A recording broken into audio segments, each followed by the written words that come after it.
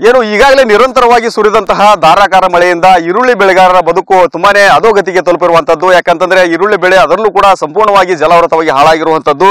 ಆ ಒಂದು ದೃಶ್ಯಕ್ಕೆ ಸಂಬಂಧಪಟ್ಟಂತೆ, ಆ ವಿಚಾರಕ್ಕೆ ಸಂಬಂಧಪಟ್ಟಂತೆ ಹೇಳೋದಾದ್ರೆ ಪ್ರಮುಖವಾಗಿ ನಾವು ರೈತರ ಒಂದು ಹೊಲದಲ್ಲಿರುವ ಸ್ಥಿತಿಗತಿಯನ್ನು ತೋರಿಸ್ತಾ ಇದೀವಿ. ಯಾಕಂದ್ರೆ ಈಗ ಸದ್ಯದ ಮಟ್ಟಿಗೆ ಮಳೆ ಬಾಗಲಕೋಟೆಯಲ್ಲಿ ಎಲ್ಲೂ ಕೂಡ ಮಳೆ ಸುರಿತಾ ಇಲ್ಲ. ಆದ್ರೆ ಇತ್ತೀಚೆಗೆ ಸುರಿದಂತಹ ಮಳೆಯಿಂದ ಎಷ್ಟು ಮಟ್ಟಿಗೆ ಹಾನಿ ಆಗಿದೆ ಅನ್ನೋದಕ್ಕೆ ಇದೊಂದು ಸ್ಪಷ್ಟವಾದಂತಹ ಸಾಕ್ಷಿ ಆಗಿರುವಂತಹ ದೃಶ್ಯ ಇಲ್ಲಿ ನಾವು ದೃಶ್ಯದಲ್ಲಿ ತೋರಿಸ್ತಾ ಇದೀವಿ. ಈ ಸಹಜವಾಗಿ ಒಂದು ಒಳ್ಳೆ ರೀತಿಯ ಹದಭರಿತ ಮಳೆಯಾಗಿದ್ರೆ ಇದೆಲ್ಲವೂ ಕೂಡ ಈರುಳ್ಳಿ ಬೆಳೆ ಏನಿದೆ ಹಚ್ಚ ಹಸಿರಿನಿಂದ ಕಂಗೊಳಿಸಬೇಕಾಗಿತ್ತು. ಆದ್ರೆ ನಿರಂತರವಾಗಿ ಮಳೆಯ ಹೊಡೆತಕ್ಕೆ ಸಿಲುಕಿ ಹಸಿರಿನಿಂದ ಕಂಗೊಳಿಸಬೇಕಾದಂತಹ ಈರುಳ್ಳಿ ಬೆಳೆ ಹಳದಿ ಬಣ್ಣಕ್ಕೆ ತಿರುಗಿದೆ. ಅಂದ್ರೆ ಹಳದಿ ಬಣ್ಣಕ್ಕೆ ತಿರುಗಿದೆ ಅಂತಂದ್ರೆ ಇದಕ್ಕೆ ಸಂಪೂರ್ಣವಾಗಿ ಕೊಳೆ ರೋಗ ಇದಕ್ಕೆ ವ್ಯಾಪಿಸಿದೆ ಅಂತಾನೆ ಅರ್ಥ. ಇದರಿಂದ ಯಾವುದೇ ರೀತಿ ರೈತರಿಗೆ ಒಳ್ಳೆ ರೀತಿ ಫಸಲು ಬರೋಕೆ ಸಾಧ್ಯ ಇಲ್ಲ. ಮತ್ತು ಹೊಲದಲ್ಲೇನೆ ಆ ಕೊಳೆತು ಈ ಗಡ್ಡೆಗಳು ಕೂಡ ಹಾಳಾಗ್ತಾ ಇರುವಂತಹ ದೃಶ್ಯವನ್ನು ಕೂಡ ನಾವು ತೋರಿಸ್ತಾ ಇಲ್ಲಿ ನಾವು ತೋರಿಸ್ತಾ ಇದೀವಿ. ಇಲ್ಲಿ ನೋಡಿ ಎಷ್ಟರ ಮಟ್ಟಿಗೆ ಇದು ಹಾಳಾಗ್ತಾ ಇದೆ ಅಂದ್ರೆ ಸಂಪೂರ್ಣವಾಗಿ ಹೊಲದಲ್ಲಿನೇ ಈ ಗಡ್ಡೆ ಏನು ಕೊಳೆತು ಹೋಗ್ತಾ ಇರುವಂತದ್ದು.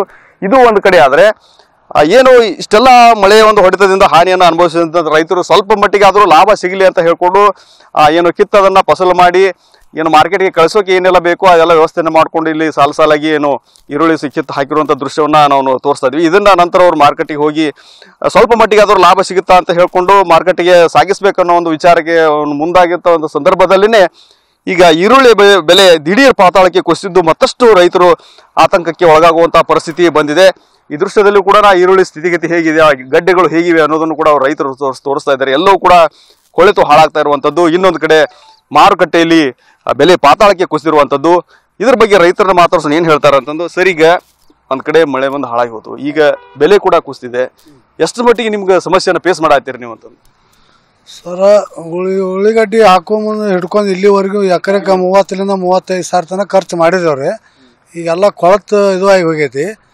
ಈಗ ಅದನ್ನ ಕಿತ್ತು ಮಾರ್ಕೆಟ್ಗೆ ಹೋಗ್ಬೇಕಂದ್ರೂ ಒಂದು ಲೇಬರ್ಗೆ 400 ರೂಪಾಯಿ ಪಗಾರ ಐತ್ರಿ.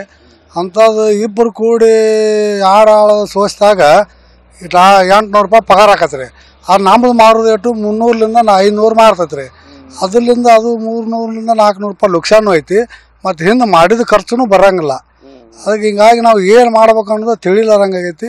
ಇದಕ್ಕೆ ಅಧಿಕಾರಿಗಳು ಏನು ಇದು ಸಂಬಂಧಪಟ್ಟವ್ರು ಇದಕ್ಕೆ ನಮಗೆ ರೈತರಿಗೆ ಏನು ಪರಿಹಾರ ಕೊಡ್ಬೇಕಂತೇಳಿ ಅದನ್ನ ಕೇಳ್ಕೊಳ್ರಿ ನಾವು. ಅಂದ್ರೆ ನೀವು ಇಲ್ಲಿಂದ ಇದ್ರೆಲ್ಲ ಆಳಿನ ಪಗಾರ ಕೊಟ್ಟಾಗಿರ್ಬೋದು, ಇದನ್ನ ತಗೊಂಡು ಟ್ರಾನ್ಸ್ಪೋರ್ಟ್ ಬಾಡಿಗೆ ಮಾಡ್ಕೊಂಡು ಹೋಗಿರಿ, ಗಾಡಿ ಬಾಡಿಗೆ ಅದು ಕೂಡ ನಿಮ್ಗೆ ಹೊಳ್ಳಿ ವಾಪಸ್ ಬರತ್ತಿಲ್ಲ ಹೆಂಗಂತ? ಅದು ಇದಕ್ಕೆ ಕೊರದು ಮಾರ್ಕೆಟ್ಗೆ ಹೋದ ಪಗಾರನ ಬರಾಕ್ತಾ ಇರಲ್ರಿ ಲೇಬರ್ದು. ಗಾಡಿ ಬಾಡಿಗೆ ಅದು ಹಂಗಾರ ಅದು ಏನು ಲೆಕ್ಕ ಹಾಕಿದ್ರೆ ಏನೂ ಇಲ್ರಿ. ಇದು ಇಲ್ಲೇ ಐತಲ್ರಿ. 1 ಕ್ವಿಂಟಾಲಿಗೆ ಇಬ್ಬರು ಲೇಬರ್ ಅಂದ್ರೆ 800 ರೂಪಾಯಿ ಆತ್ರಿ. ನಮ್ಮದು ಮಾರೋದು ಎಷ್ಟು 500 ಭಾಳ ರೀ. ಯಾವ 100 ರೂಪಾಯಿಲಿಂದ 500 ರೀ. 500 ಮಾಡಿದ್ರೆ ಇದ 300 ರೂಪಾಯಿ ಮೈಮ್ಯಾಗ ಹೊತ್ನಾಗ ಮತ್ತು ಗಾಡಿ ಬಾಡಿಗೆ ಯಾವಾಗ ಇದ್ರಾಗ ತೆಗೆದಾಕತ್ರಿ ಮಾರ್ಕೆಟ್ಗೆ ಓದಿದ್ದು. ಇದ್ದಷ್ಟು ಮಾಲಾರ ನಾವು ಮಾರ್ಕೆಟ್ಗೆ ಹೋದೇವಂದ್ರೆ ಬೆಲೆ ಇಲ್ಲ. ಎಷ್ಟೋ ಜನ ರೈತರು ಅಲ್ಲೇ ಮಾರ್ಕೆಟ್ನಾಗ ಏನು ಚೆಲ್ಲಿ ಬರಾಕತ್ತಾರ್ರಿ. ಅದಕ್ಕೆ ಮಾರ್ಕೆಟ್ಗೆ ಹೋಗಿ ಚೆಲ್ಲಿ ಬರೋಕೆ ನಾವು ತೆಗೆದ್ರು ಮಾರ್ಕೆಟ್ಗೆ ಹೋಗುವಂಥ ಸ್ಥಿತಿ ಒಳಗಿಲ್ಲ. ಎಲ್ಲ ರೈತರದು ನೋಡಿದ್ವಿ, ಮಾರ್ಕೆಟ್ನಾಗೂ ನೋಡಿವಿ, ಹೊಲಗೊಳಗೂ ನೋಡಿವಿ. ಇಲ್ಲಿ ನಮ್ಮ ಹೊಲಗೊಳಗೂ ನಮ್ಗೆ ಆಗಿದ್ದೇ ಐತಿ, ಕಣ್ಣಿ ಕಂಡೈತಿ. ಇದನ್ನು ತೆಗೆದು ನಿನ್ನೆ ಬಿಡಿಸೇನ್ರಿ ನಾ ಇದು ಈ ಪರಿ ಕೊಳ್ತಿದ ಸಂಬಂಧ.